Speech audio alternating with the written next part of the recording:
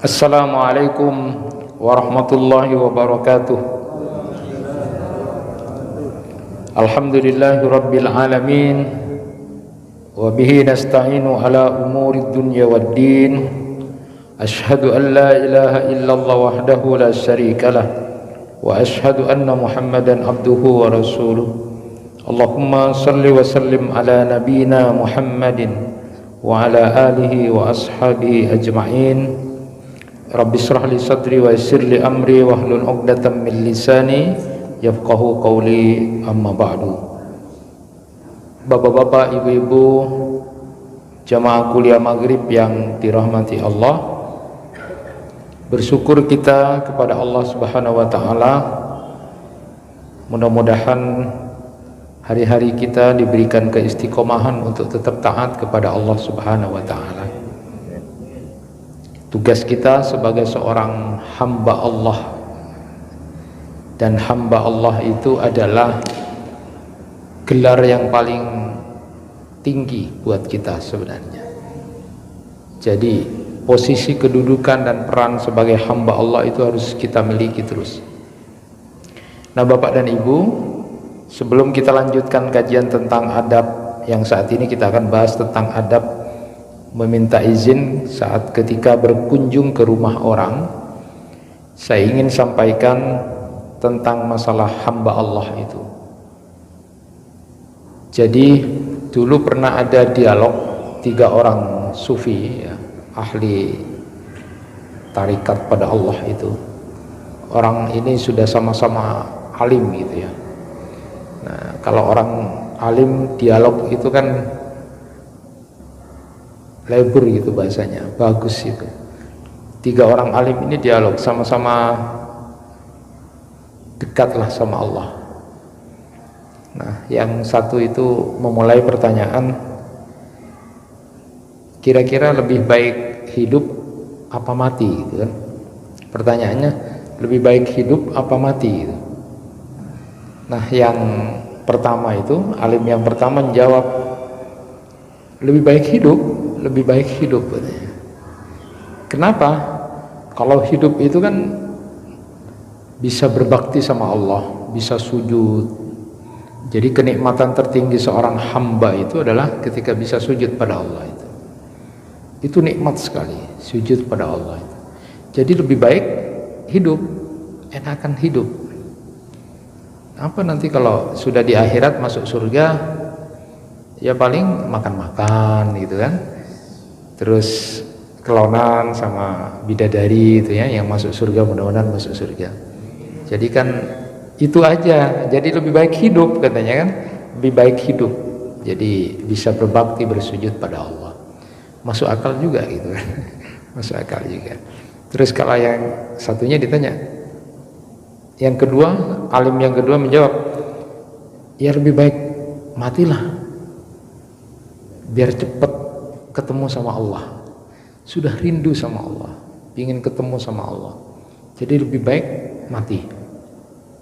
Apa kalau hidup itu banyak ujiannya, banyak cobaannya, banyak fitnahnya, banyak macam-macam.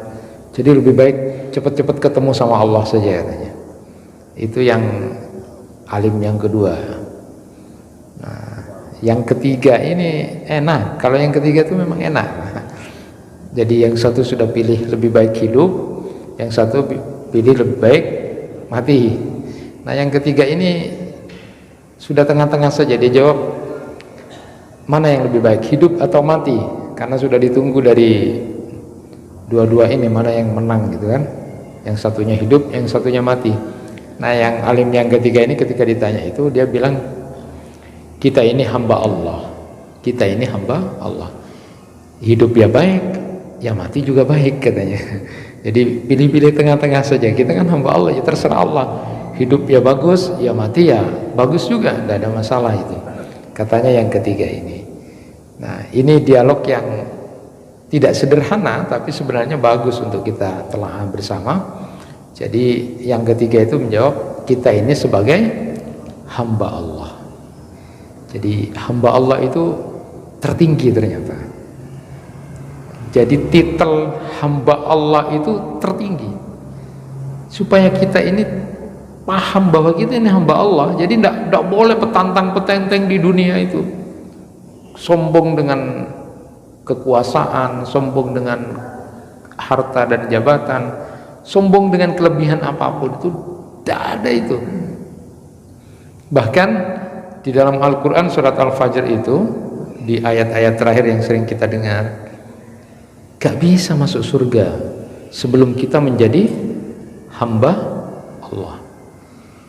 Ya ayyatuhan nafsul mutmainnah, irji'i ila rabbiki radiyatan maradiyah, fadkhuli fi ibadi wadkhuli jannati.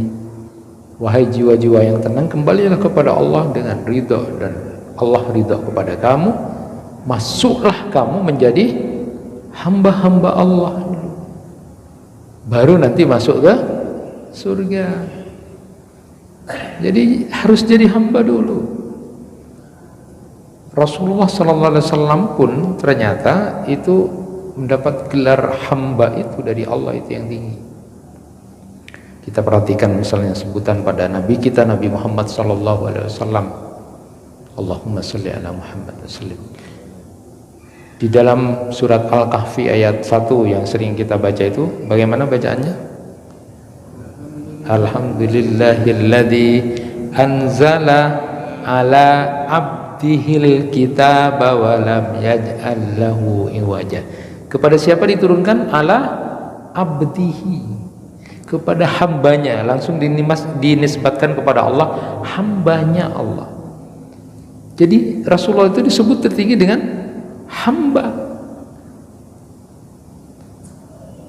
Jadi kepada hambaku, diturunkan Al-Quran kepada hambanya Allah.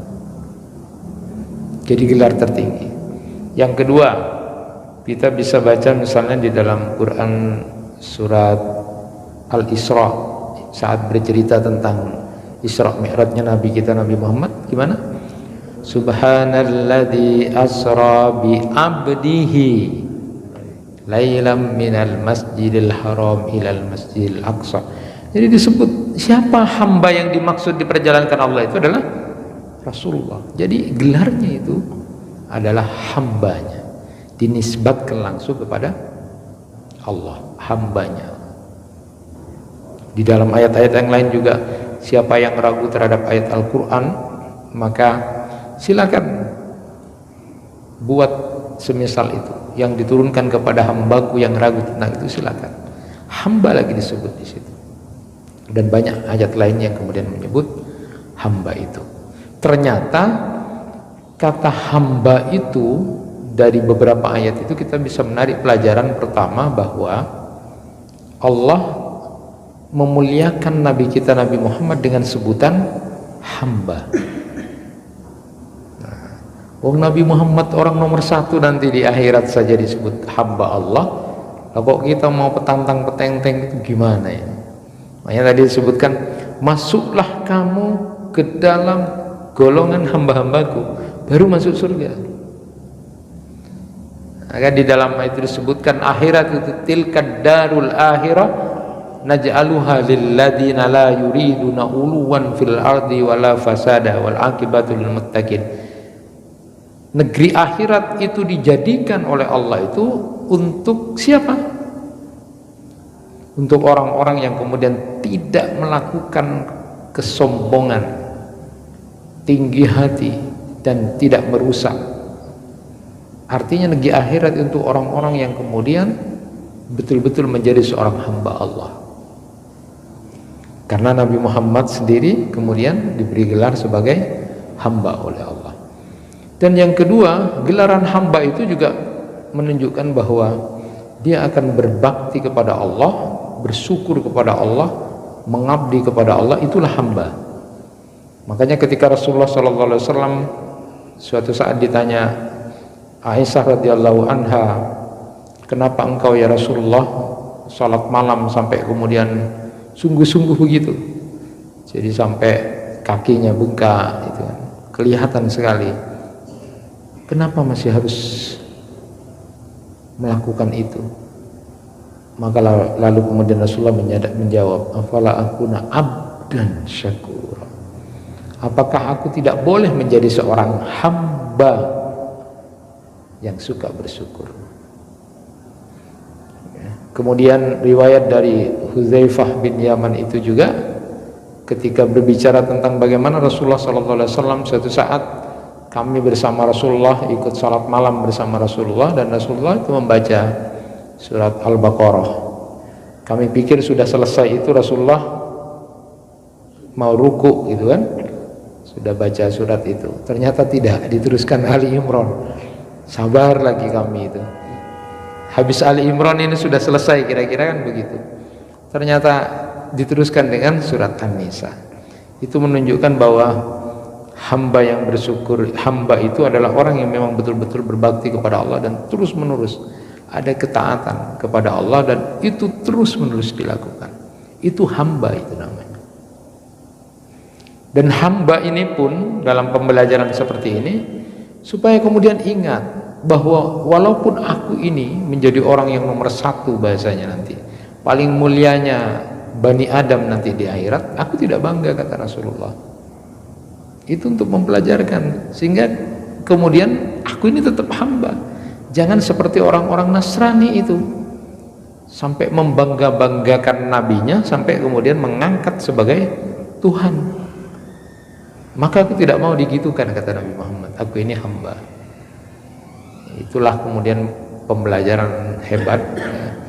Bahkan gelar-gelar kepada Rasulullah SAW sebagai ulul azmi, sebagai Khalilullah, itu pun jauh lebih tinggi dengan kalimat hamba Allah itu.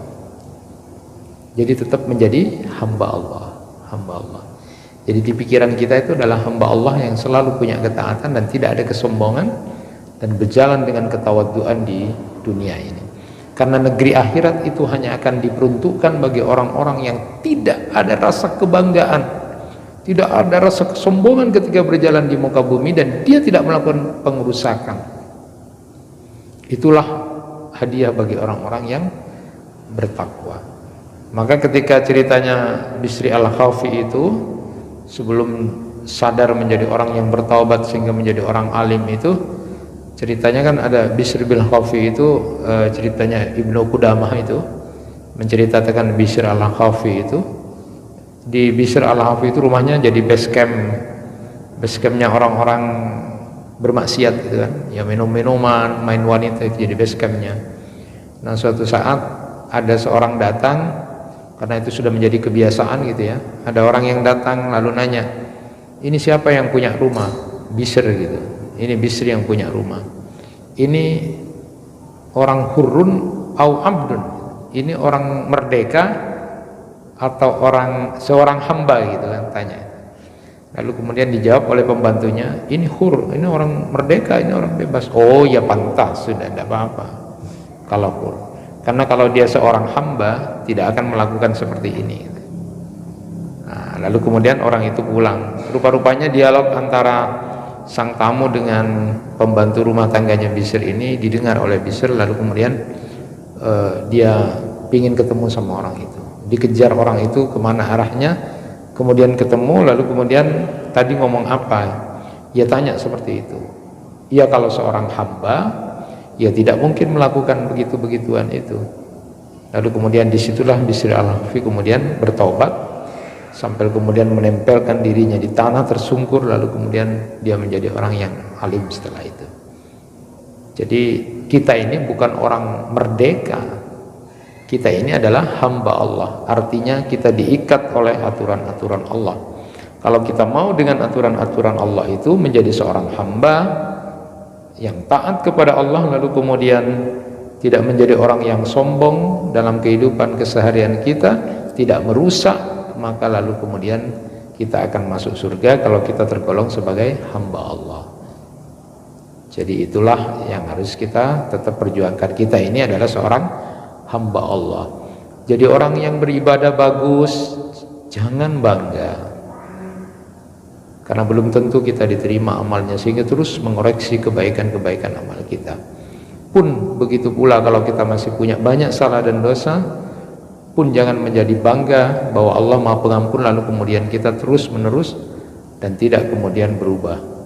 Karena bagian dari yang harus kita lakukan adalah mengikuti apa yang menjadi aturan Allah dan selalu kemudian berbakti kepada Allah dengan penuh kesungguhan. Nah, Bapak dan Ibu yang dirahmati Allah, sederhana sebenarnya kajian kita kali ini adalah tentang adab bagaimana kita berkunjung ke rumah orang. Ya, belum bertamu, masih berkunjung saja dulu bahasan kita. Nanti ada beberapa adab yang kayaknya sederhana, tapi kita mencoba untuk lebih menjadi memahami secara akhlak, secara adab bagaimana kita berkunjung ke rumah orang itu. Yang pertama itu disebutkan bahwa meminta izin adalah merupakan adab pertama saat kita masuk kepada tempat yang bukan milik kita, dan yang sunnah ketika kita berkunjung mendahulukan ucapan salam sebelum meminta izin untuk masuk. Itu hadisnya dari Raib bin Hirasi, dia berkata, seorang laki-laki dari Bani Amir menceritakan hadis kepadaku, annahu ista'dzana 'alan nabi sallallahu alaihi wasallam wa huwa fi baitihi faqala a'aliju, faqala an-nabi sallallahu alaihi wasallam li khadimihi ukhruj ila hada fa'allimhu al-isti'dan faqul lahu kul assalamu alaikum a'adkhulu. Bahwasanya dia meminta izin untuk masuk kepada Nabi sallallahu alaihi wasallam ketika beliau sedang berada di rumah beliau.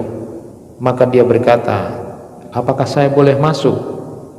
Maka Nabi SAW bersabda kepada pembantu beliau, keluarlah, temui orang itu, lalu ajarkan dia cara meminta izin untuk masuk. Katakan kepadanya, ucapkan assalamualaikum, apakah saya boleh masuk?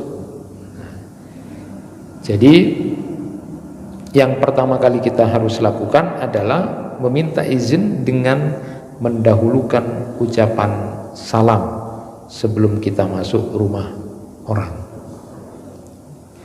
Kemudian berikutnya, hendaklah orang yang meminta izin ketika mau memasuki rumah seseorang itu berada di posisi sebelah kanan atau sebelah kiri pintu.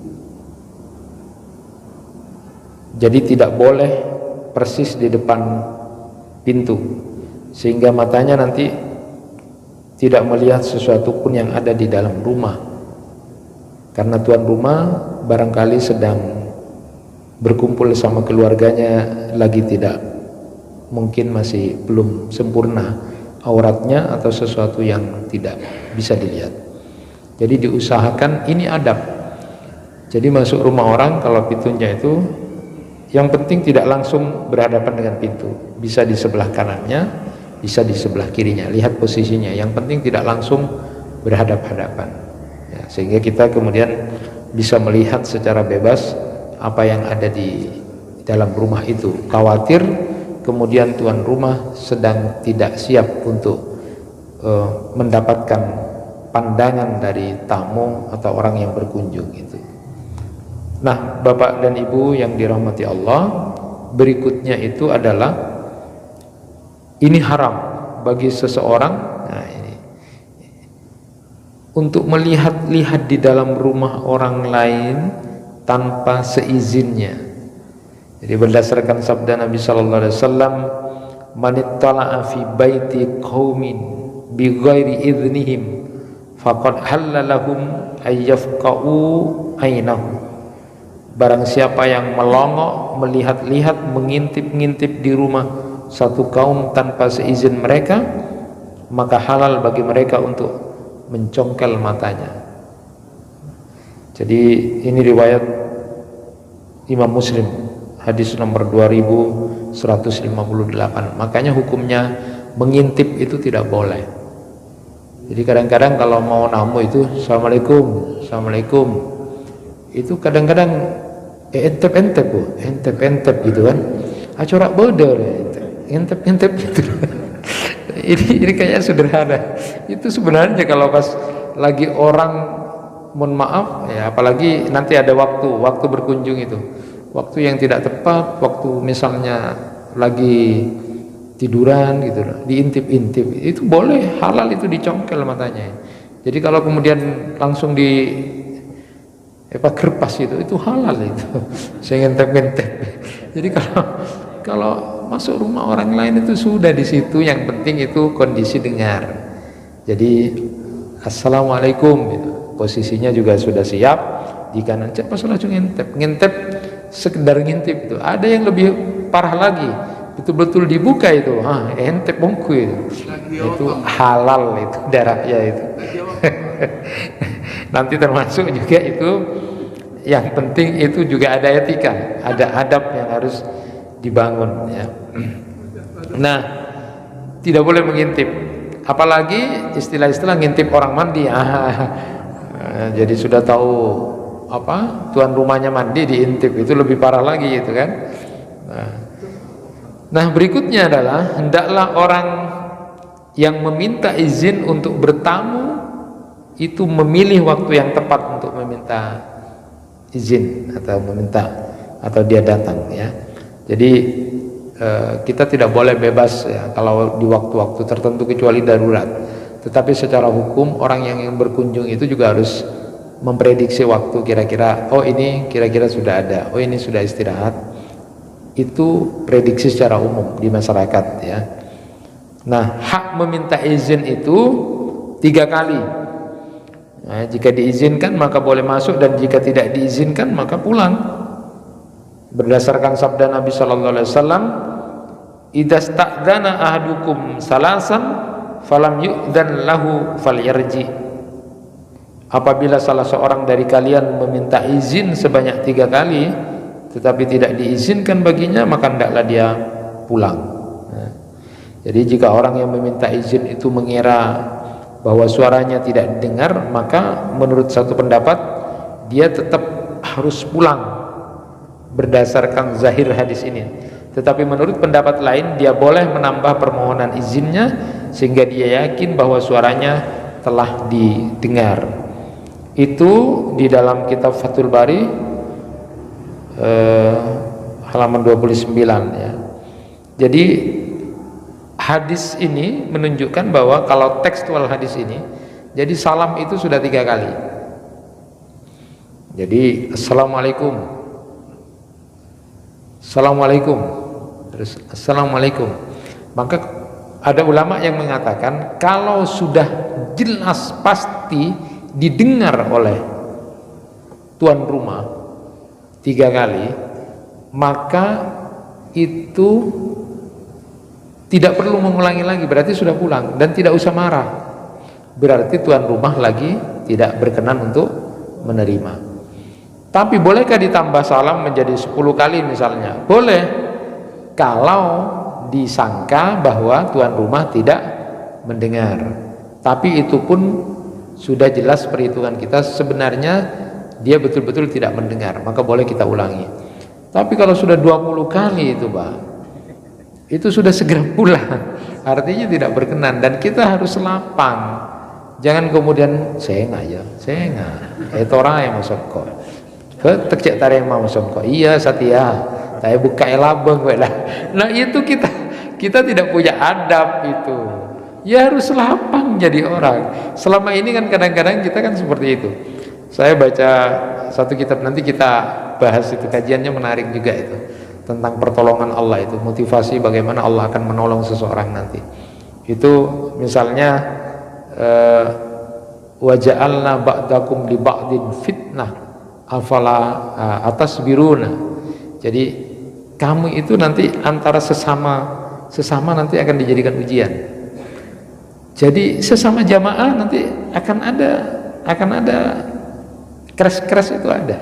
Crash, ada konflik itu ada. Jadi itu harus di dalam ayat Al-Qur'an. Jadi para nabi berdakwah, para rasul berdakwah itu nanti crash dengan yang didakwai. Yang didakwai juga menilai juga Arya berema menadakwa modela, itu juga sama. Jadi Allah menjadikan antara kamu itu juga ujian. Atas biruna, apakah kamu tidak sabar? Jadi dalam kehidupan keseharian ini sebenarnya interaksi apapun yang terjadi pasti ada gitu. Cuma memang di dalam hadis itu disebutkan bahwa orang yang kemudian bersabar dengan efek dari perkumpulan itu jauh lebih baik daripada orang yang kemudian dia menyelamatkan dirinya sendiri ya. Jadi bahasanya antara uzlah dengan hiltah itu yang lebih utama, antara bergaul dengan tidak bergaul. Ternyata Rasulullah menyuruh kita bergaul, berorganisasi. Nah, nanti ketika berinteraksi itu pasti akan ada gesekan, ada kesalahpahaman, ada sedikit timbul konflik, musuh-musuhan. Itu sudah ada dalam Al-Quran. Wa ja'alna ba'dakum li ba'din fitnah atas birun. Kamu nanti akan dijadikan ujian antara satu dan. Tetapi di balik itu mana lebih utama, menyendiri dengan ikut organisasi? Ada orang yang berema pada tak norok, mulai songkok, mesti atokar masuk-masuk. Cina langkok ATB-nya. Itu menyelamatkan diri namanya. Mun pas seperti itu nyaman kepi, menyelamatkan diri kepi, tak ada organisasi. Nah, kenapa kemudian lebih bagus ikut kumpul, walaupun nanti akan terjadi ya gesekan pasti ada itu. Di situ letaknya adalah kesabaran. Karena dengan kamu kumpul terus ada masalah, kamu pasti diuji oleh Allah, dan disitulah letaknya nilai kesabaran yang manfaatnya lebih besar daripada kemudian menyendiri tadi itu. Aman sih menyendiri, aman-aman saja gitu kan, nyaman hatinya, tapi dia tidak dapat ujian kesabaran. Nah, seperti itu juga kita ini dalam berinteraksi itu memang akan ada itu. Tinggal bagaimana sekarang peran dan posisi kita ketika berada dalam posisi konflik itu. Nanti Allah yang akan menilai, kalau satunya sabar, satunya juga sabar, dapat pahala. Tidak dengan kebencian, tidak dengan kedendaman, karena itu ujian. Jadi dendam, fitnah, lalu kemudian itu pasti akan ada. Tinggal bagaimana kita menjadi orang yang sabar. Nanti kita bahas di kesempatan lain. Tetapi ini coba perhatikan, kalau menurut zahir hadis cukup 3 kali saja. Jadi kita sudah yakin, Assalamualaikum, itu sudah dengar, yakin kita. Assalamualaikum. Kalau tidak dijawab, kita sudah pulang. Tapi tidak usah mendongkol, karena itu bukan sifat sebagai seorang muslim yang baik, mukmin yang baik. Jadi muslim yang baik, mukmin yang baik itu tidak ada dendam, tidak ada. Jadi langsung sangka baik saja. Oh, orangnya tidak ada. Oh, orangnya istirahat. Oh, orangnya tidak mau diganggu. Selesai. Jangan pulang kemudian saya enggak benar ya. Reken kok kunan. Saya enggak. Itu tidak baik. Nah, lalu kemudian apabila tuan rumah berkata kepada orang yang meminta izin bertamu itu pulang, maka dia harus pulang. Berdasarkan firman Allah di dalam Quran surat An-Nur ayat 28. Wa in qila lakum irji'u farji'u huwa azka lakum. Dan jika dikatakan kepadamu kembalilah, pulang dulu ya, maka hendaklah kamu kembali, itu lebih suci bagimu. Coba bayangkan, dalam posisi tertentu memang etikanya tidak menyuruh pulang, tapi yang berkunjung itu harus tahu posisinya. Oh, ini kayaknya keburu karena ada. Dan kita itu mensucikan hati dengan jalan memberikan keleluasaan kepada tuan rumah yang memang sedang akan keluar juga, atau bahasa kasarnya sudah suruh pulang, baik itu ada kepentingan ataupun tidak. Kita harus menjadi orang yang hatinya bersih ketika kemudian seperti itu. Makanya ada etika biasanya, maaf mengganggu enggak, ini sebentar. Oh iya, tidak apa-apa, boleh silakan, tapi lihat gelagatnya. Dan kita juga harus suci hatinya. Jadi betul-betul seorang yang mau berkunjung dengan meminta izin itu harus tahu diri dan tidak usah benci. Jangan pernah ada. Itu Al-Quran sudah mengatakan, wa in qila lakum irji'u farji'u. Jika dikatakan kepadamu kembali, maka kembalilah, itu lebih suci bagimu. Ini sama dengan perintah ayat yang terpanjang di dalam Al-Quran surat Al-Baqarah itu 282 yang berbicara tentang hutang piutang. Idza tadayantum bidainin faktubu. Jika kamu itu berurusan transaksi hutang piutang, tulis. Nah, kita ini di dalam hukum ma'ruf itu, masyarakat umumnya gimana baiknya? Tulis, karena itu perintah Allah. Yang menulis tidak ada niat untuk macam-macam, tapi dia mengikuti perintah Allah.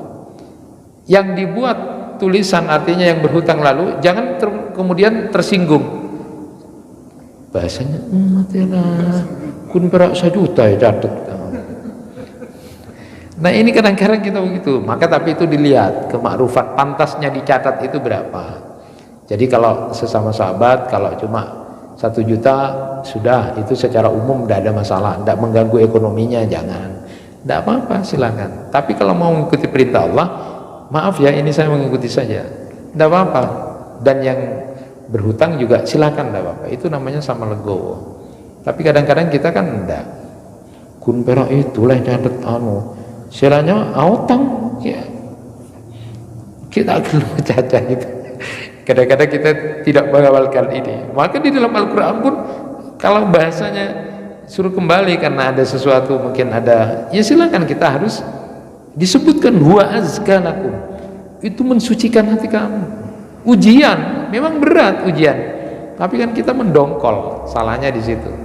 Nah, nanti itu kalau kembali kepada Allah, suruh kembali sudah, kembalikan pada Allah urusannya. Jangan kemudian nafsu kita tidak boleh ya. Jadi tidak, seorang muslim itu tidak merasa keberatan atau tersinggung apabila diminta untuk pulang, karena di dalam sikap seperti itu terkandung penyucian jiwa. Walaupun juga memang orang yang punya rumah itu tidak akan sembarangan seperti itu, pasti punya etika. Tapi kalaupun kena orang seperti itu, ya tidak apa-apa. Ini kan interaksi kecil. Maka ketika memaknai simahum fi wujuhihim min asaris sujud, ada tanda bekas sujud bagi orang yang sholat itu, tidak dimaknai tanda bekas sujud itu hitam di dahinya, tapi bekas sujud itu adalah dalam kehidupan keseharian terlihat akhlak-akhlak, aura-aura, cahaya-cahaya kebaikan itu. Contohnya adalah ketika bertamu, terus kemudian tuan rumah kurang berkenan, tapi dia sudah berusaha untuk menjamu, tapi memang kurang maksimal, kita harus sucikan hati. Oh iya, tidak apa-apa, perintah Al-Quran, jika disuruh pergi bahkan pergilah. Artinya kalau sudah suruh kembali, tidak ada dendam, tidak ada kemudian kedengkian, kebencian, tidak ada seperti itu. Itu seorang muslim dan mukmin yang baik. Kemudian orang yang meminta izin jangan mengatakan aku, tapi hendaklah menyebut namanya.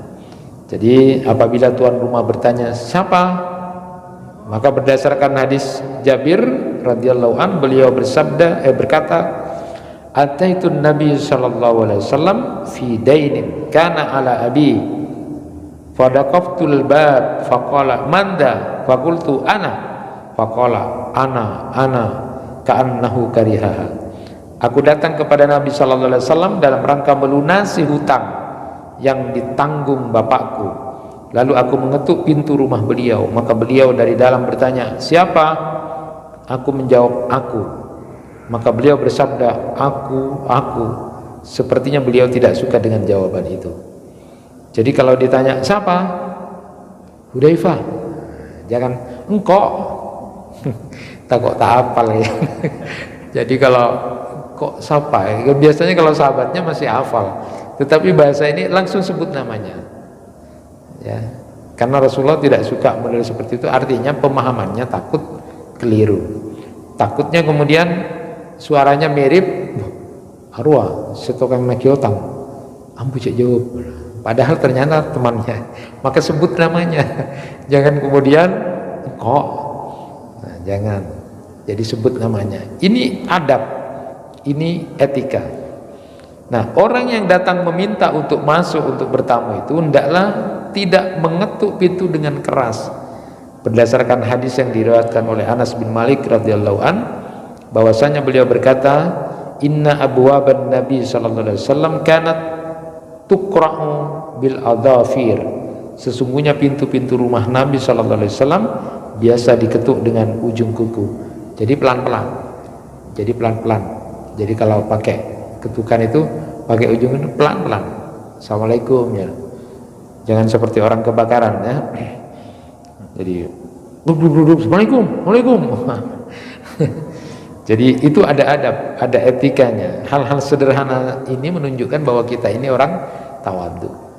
Orang yang kemudian tadi disebutkan hamba Allah itu rendah hati, tawadhu, tidak ada kesombongan. Akhirat itu hanya akan diberikan pada orang-orang yang tidak menginginkan dalam kehidupan kesehariannya dia menunjukkan sikap kesombongan dan tidak merusak.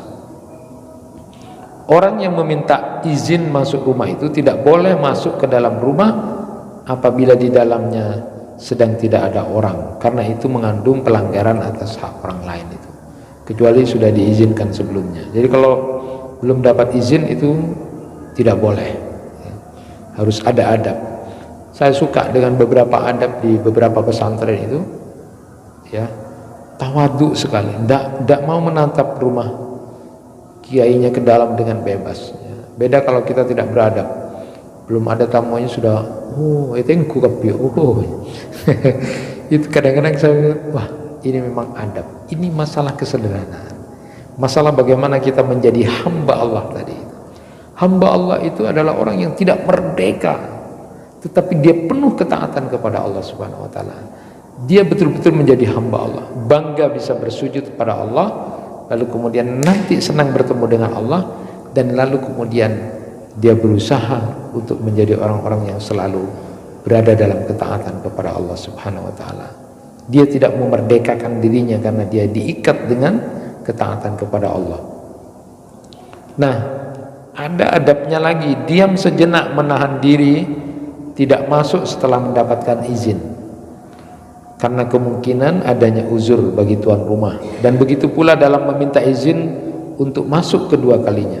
Dalam Sahih Bukhari dan Sahih Muslim itu ada riwayat dari Abu Wa'il, dia berkata, "Ghadawna ala Abdullah ibn Mas'ud radhiyallahu anhu yauman ba'dama sallainal ghada fasallamna bil bab fa'adina lana famakasna bil bab hunayya qala fakharajatil jariyah faqalat ala tadkhulun fadakhalna fa idza huwa jalisun yusabbihu faqal ma mana'akum an tadkhulu wa qad adina lakum faqulna la illa ana dhananna anna ba'da ahli al-bait naim."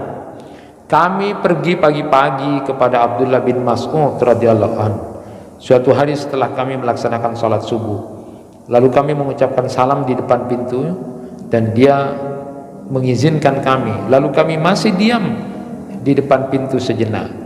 Abu Wa'il berkata, melanjutkan, lalu keluarlah seorang pembantu perempuan seraya berkata, "Kenapa kalian tidak masuk?"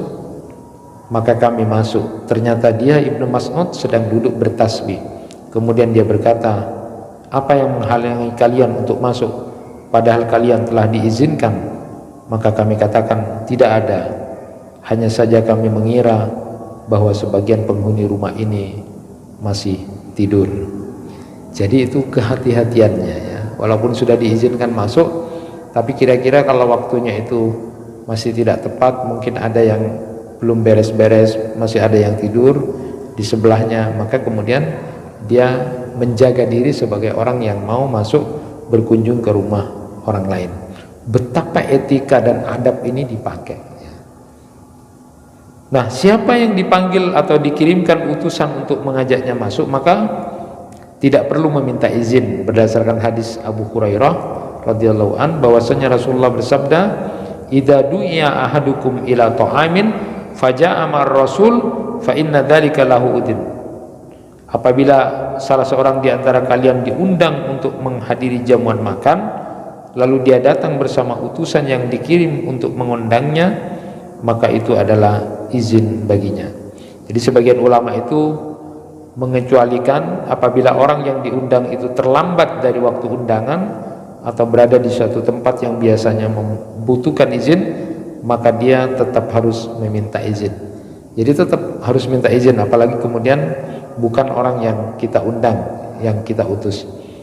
Disunnahkan juga meminta izin ketika ingin bangkit dari meninggalkan satu majlis berdasarkan hadis Ibnu Umar radhiyallahu an, bahwasanya Rasulullah sallallahu alaihi wasallam bersabda, "Idza zara ahadukum akhahu fajalasa indahu fala yakumanna hatta yasta'dina." Apabila salah seorang di antara kalian mengunjungi saudaranya lalu dia duduk di sisinya, maka jangan dia bangun dari tempat duduknya sehingga dia meminta izin terlebih dahulu kepadanya. Jadi mau pulang pun maka kita harus izin. Jangan kemudian tiba-tiba sudah keluar, kita belum pamit sama tuan rumah. Begitupun disunnahkan juga mengingatkan istri ketika tamu masuk. Jadi istri ada tamu, mungkin belum siap. Itu bagian dari adab orang yang ada di dalam rumah. Nah, orang-orang yang biasa berkeliaran ke sana kemari dari hamba sahaya dan anak-anak kecil yang belum balik, tetap disyariatkan meminta izin pada 3 waktu: sebelum salat subuh, ketika waktu tidur sejenak pada siang hari atau qailullah, dan setelah salat isya. Jadi kalaupun sudah terbiasa berlalu lalang, biasanya sudah kerabat datang, maka untuk 3 waktu ini tetap harus hati-hati. Diajarkan anak-anak kita, kerabat kita yang mau berkunjung kepada kerabat, pada 3 waktu itu tetap untuk melihat kondisi, yaitu pada waktu malam-malam banget ya, sebelum subuh, pada waktu siang hari, dan juga pada saat setelah waktu isya. Itu bagian dari hal-hal yang harus kita lakukan untuk memulai memasuki satu tempat atau satu rumah. Itu barangkali yang bisa disampaikan. Mudah-mudahan yang sedikit dan sederhana ini bisa memberikan kebaikan kepada kita, dimulai dari hal-hal kecil untuk kita bisa memulai hal-hal yang besar yang nanti di pandangan Allah termasuk sebagai hamba-hamba Allah. Ya ayyatuhan nafsul mutmainnah irji'i ila rabbiki radiyatan maradiyah fadkhuli fi ibadi wadkhuli jannati. Jadi orang yang bisa masuk surga itu jadilah dulu hamba-hamba Allah. Artinya orang yang kemudian terikat, tidak menjadi orang bebas, terikat dengan aturan-aturan yang sudah diajarkan oleh Allah dan Rasulnya. Kurang lebihnya mohon maaf. Wassalamualaikum warahmatullahi wabarakatuh. Waalaikumsalam.